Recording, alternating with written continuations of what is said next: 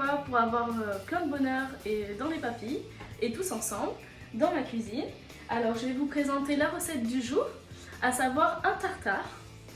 Alors le tartare du jour sera apporté par le saumon. J'ai choisi 3 queues entières de saumon frais, évidemment chez le poissonnier, parce que la queue est très bonne pour l'organisme. Bon, le saumon entièrement, hein, vous allez me dire, mais la queue est beaucoup plus douce et soyeuse en bouche et elle permet justement de ne pas chercher les arêtes, parce que dans les pavés en général, il y a beaucoup plus d'arêtes si on choisit de le cuisiner cru, comme je vais le faire aujourd'hui, parce que j'ai décidé de vous présenter ma recette de tartare. Un petit peu originale parce que c'est entre l'Italie et la Chine.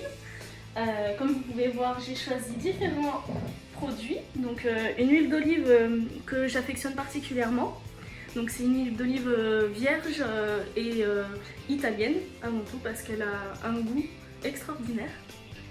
Et ensuite j'ai choisi, bon, vous connaissez tous la sauce soja, je pense que c'est connu de tous, mais c'est juste un tout petit peu en parcimonie pour donner du goût, comme je vous l'ai dit, entre l'Italie et l'Asie.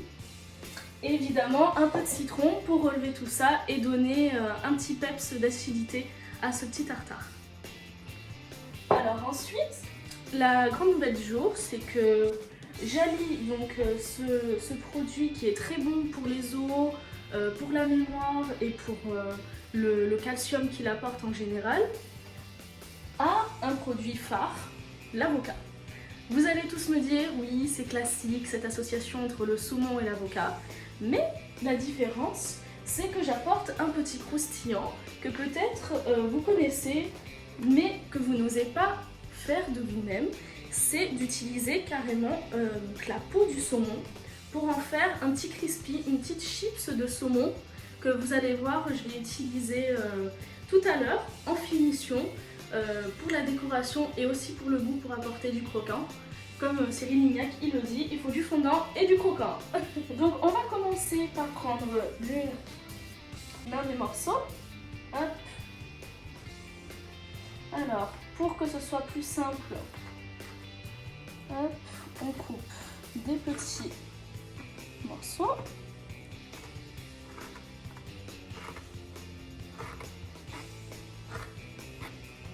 Alors vous voyez que j'utilise une largeur qui est moyenne entre 3 et 4 cm, parce que c'est pour avoir quand même de la mâche, et parce qu'après vous allez voir, on va les reprendre ces morceaux et les couper à nouveau, parce que non seulement il faut de la mâche, mais il faut aussi que le tout se tienne en bouche, parce qu'un tartare, il faut que ce soit homogène et soyeux en bouche.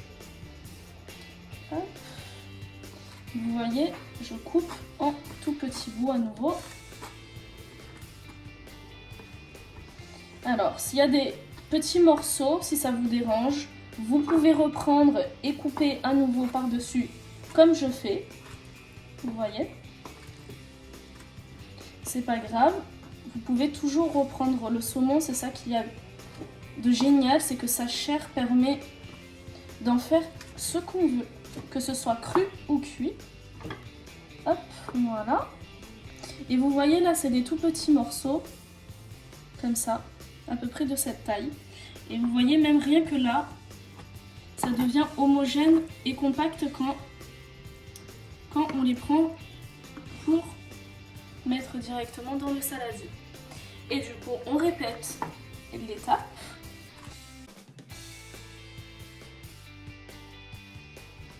Et vous allez voir, ce sera délicieux. Hop. Bon. Moi, j'aime bien quand il y a des petits morceaux. Voilà.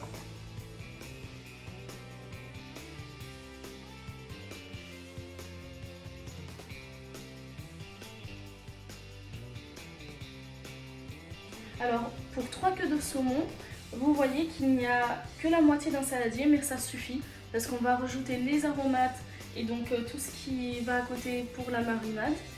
Et ensuite, on met directement au frais pour que vraiment le saumon commence à prendre du goût. Encore plus de goût du moins. Et donc, allez, c'est parti. Donc là, je prends 2 petites échalotes. Vous auriez pu prendre une grosse échalote si vous aimez ça. Donc, je commence par les éplucher.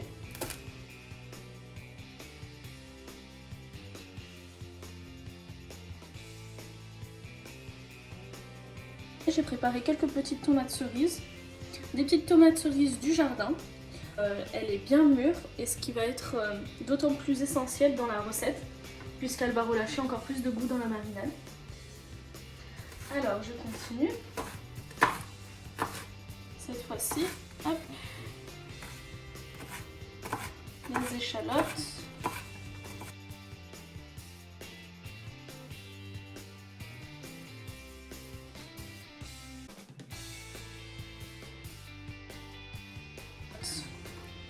On la rajoute donc délicatement au saumon.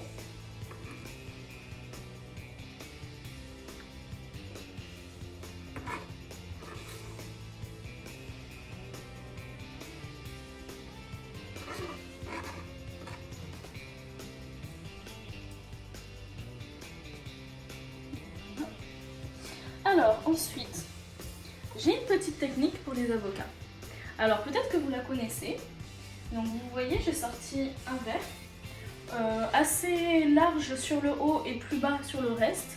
Ça a un but précis, c'est de pouvoir enlever d'un seul coup la peau de l'avocat. Vous allez voir, c'est assez amusant en plus à faire.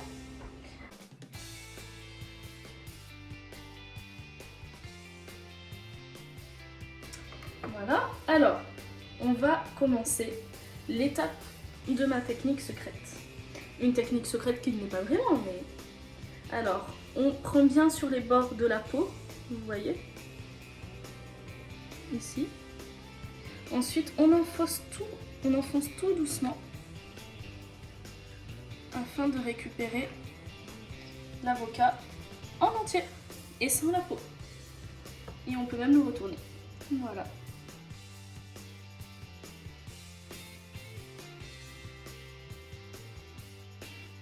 Donc le plus abîmé, hop, il y a un petit morceau que j'enlève évidemment. Alors,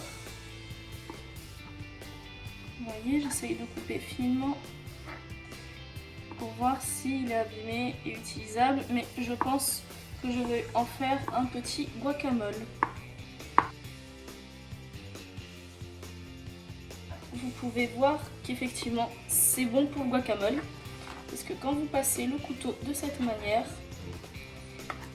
hop, il devient tout lisse. Donc c'est que on va l'ajouter aux autres morceaux. Voilà. Aux autres morceaux qui ne sont pas abîmés, parce que pour la plupart ils sont abîmés. Donc vous voyez, il ne faut pas faire la même bêtise que moi. C'est-à-dire laisser les avocats dans un coin, en se disant on va l'utiliser pour telle recette. Et en fait, ben, sont à moitié détruits, mais c'est pas grave. Alors là vous voyez, donc j'ai séparé mes avocats très mûrs. Oui, je sais, un peu trop mûrs, j'aurais pas dû, mais à culpa, mais c'est pas grave, c'est trop bon même quand c'est mûr. Alors vous voyez, donc là je l'ai coupé très grossièrement et je l'ai haché finement pour par la suite le mélanger et en faire un guacamole pour la présentation par la suite. Et celui-ci, qui est en plus gros morceaux, je vais l'insérer dans mon tartare. Comme ça, on peut faire une connexion entre le tartare en lui-même et le reste de l'assiette, qui aura un petit rappel de l'avocat par ce petit guacamole que je laisse de côté. Et que je terminerai après parce que j'ai besoin des tomates. Et oui, des petites tomates pour donner du goût.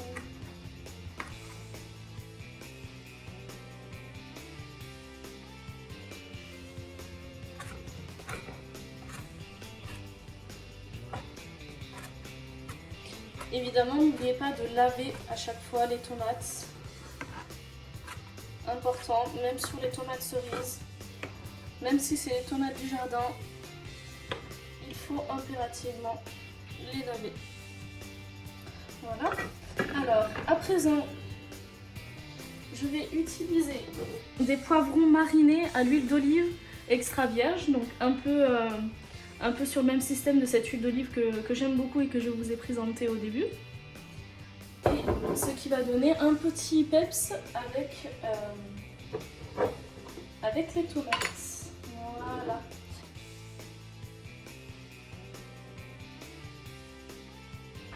Grossièrement toujours, hein, mais tout de même assez délicatement. Vous voyez? Pas plus. Je ne les touche que légèrement.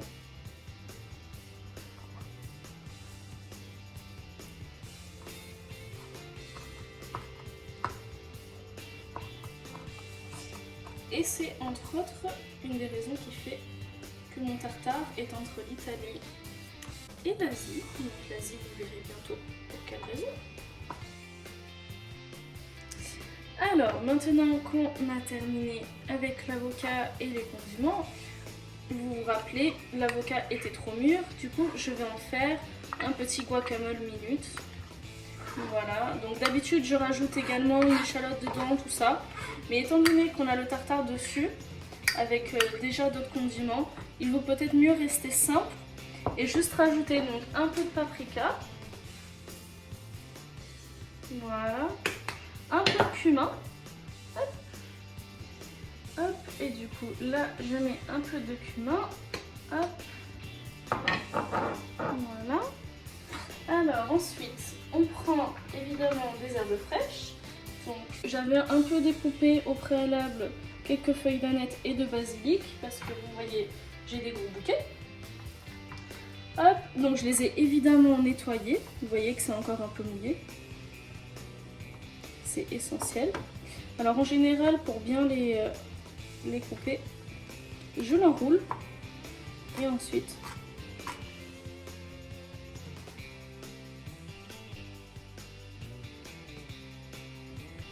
donc je vais mettre un tout petit peu dans le guacamole pour donner un peu de goût de basilic.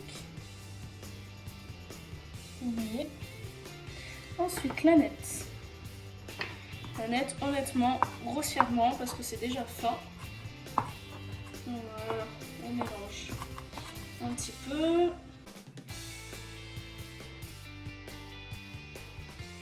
Hop.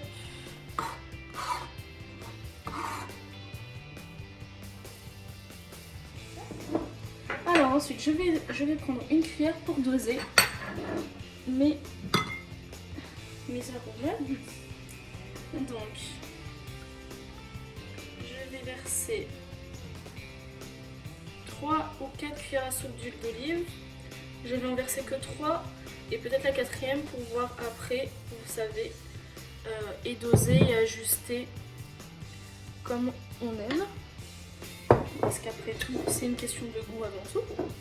Alors, pour le côté Asie, je vous l'ai dit tout à l'heure, je vais rajouter une cuillère à soupe de sauce soja, juste en arrière-goût, pour donner une différence en fait par rapport au tartare classique avocat saumon comme je viens de le faire. C'est vraiment pour apporter une petite touche différente. Et puis, ça ne peut être que bon avec de la sauce soja. Voilà. Alors, du citron, évidemment. Je suis une grande fan du citron. Hop. Et du coup, on en met un petit peu. Et comme je vous l'ai dit, on a juste à la fin. Alors oui, j'ai allé oublier également notre petit guacamole de fin. En mettre un petit peu. Voilà. Dedans, je vais juste mettre un peu de sel et de poivre dans le guacamole pour qu'il reste nature. Comme je vous l'ai dit, pour pas contrebalancer avec le goût du tartare en lui-même. Donc sel et poivre. Hop. Voilà. Ici, c'est pareil, sel et poivre. Alors évidemment, on ajuste selon ce qu'on aime. Pour le côté Asie, j'ai décidé de rajouter des graines de sésame. Hop. Évidemment, je dose à la main. Alors moi, j'en mets beaucoup parce que j'aime ça. Hop. et ça apporte beaucoup de couleurs au plat. Voilà. Voilà. Du coup, j'ai mis 3 petites poignées.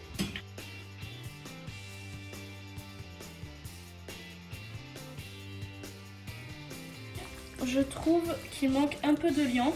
Souvent, je rajoute un tout petit peu de moutarde. Vraiment très peu. Voilà. Avec la dernière cuillère à soupe d'huile d'olive. Comme je vous l'ai dit, 4 en tout du coup. Hop. Alors maintenant, j'ai mis au frais le guacamole et notre tartare. Donc prochaine étape, pour donner du croustillant, un petit crispy après à la dégustation avec le tartare qui est tout de même fondant et surtout que le guacamole, bah, c'est du guacamole. Hein. Donc on va mettre maintenant nos pots de saumon dans une huile d'olive frémissante. Donc j'ai mis de l'huile d'olive. Hop, donc on va les mettre. Attention, ça va prendre vite. Vite. Voilà. La troisième, je la ferai après. Et donc, attention, si c'est trop chaud pour vous, vous baissez un peu le feu. Moi, c'est volontaire. Vous voyez? Et du coup, j'ai pris cette spatule pour les garder bien droites. Vous voyez, là, j'ai éteint le feu. Parce que ça y est, écoutez le bruit. Ça croustille. Donc, c'est que c'est cuit. Hop. Pendant ce temps, je vais les enlever et j'ai également mis, donc pour la présentation, parce que j'ai décidé de faire une présentation un peu plus originale que de faire notre tartare avec un petit modèle de cerclage. Alors, c'est croustillant vraiment de partout, comme vous voyez, là, sur toute la peau, que ce soit le devant ou l'arrière. C'est vraiment très bien, c'est exactement ce que j'attendais pour ajouter un petit croustillant. Et donc ce petit croustillant, il faut tout de même l'assaisonner. Je vous l'ai dit, je mets très peu de sel, donc voilà, je dose, mais je mets un tout petit peu de sel de Guérande pour assaisonner sur les peaux. Et pendant ce temps, je vous ai dit que les tartines étaient en train de griller, donc vous voyez, c'est un pain qui est vraiment très bon. Ce sont des tartines aux céréales et donc au grille-pain. Alors maintenant, on va passer au dressage. Alors comme vous voyez, j'ai placé l'une de mes tartines grillées au milieu de l'assiette. Alors on va utiliser notre petit guacamole minute et maison évidemment sur le fond de la tartine. Donc vous voyez, il y a toutes les herbes qu'on retrouve. Ça c'est génial. J'aime beaucoup les herbes. Ça donne beaucoup de goût à une recette et à un plat, je trouve. Alors n'hésitez pas à être généreux. Parce que la cuisine de Laura est généreuse, définitivement. Ensuite, on va prendre notre tartare. Hop, donc vous voyez à quel point il a pris le jus. On va mélanger une dernière fois parce qu'il a pris le frais. Voilà, vous voyez, il est bien frais. Et surtout, vous devriez sentir les odeurs qui en ressortent. Donc, voilà une jolie petite quenelle pour que ce soit harmonieux dans la présentation jusqu'au bout. Voilà. Un petit peu plus parce que on est gourmand. Voilà. Hop, alors ensuite, on va couper une petite tomate, tout doucement, pour ne pas se couper. On va la joindre sur notre tartine. Alors, je vous ai dit à quel point j'affectionne les herbes, n'est-ce pas? Du coup, on rajoute un petit basilic et un petit peu d'aneth. Voilà. Est-ce que c'est meilleur? Par exemple sur les tomates. Voilà. Et peut-être un petit peu sur le reste de la tartine. Vous voyez, comme ceci. C'est vraiment selon vos préférences, hein. Moi, je décore selon l'inspiration que j'ai, souvent, sur le moment. Et je termine toujours à la fin par un petit filet d'huile d'olive dessus. Et je fais couler quelques gouttes.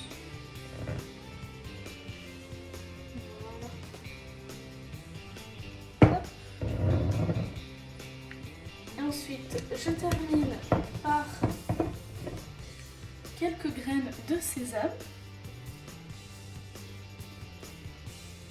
N'hésitez pas à être généreux, comme ceci. Et un petit moulin de poivre et de sel.